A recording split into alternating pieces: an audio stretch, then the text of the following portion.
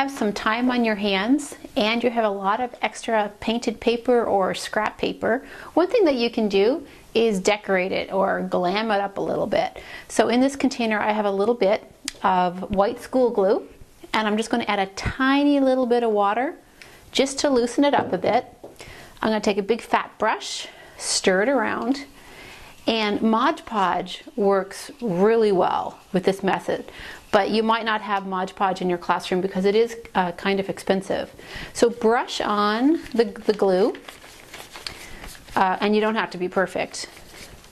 On all of your paper, I like to do all my paper at once with one step, so brush on the glue.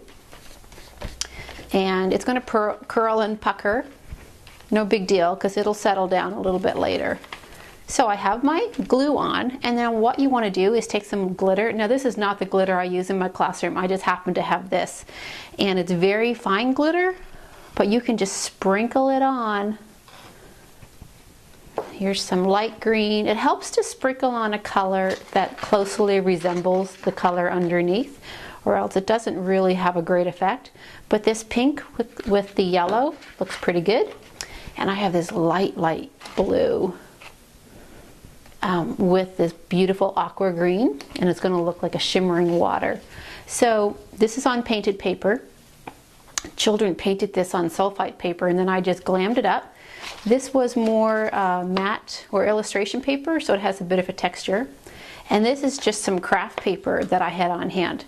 So when that dries, you'll be able to use that in collages.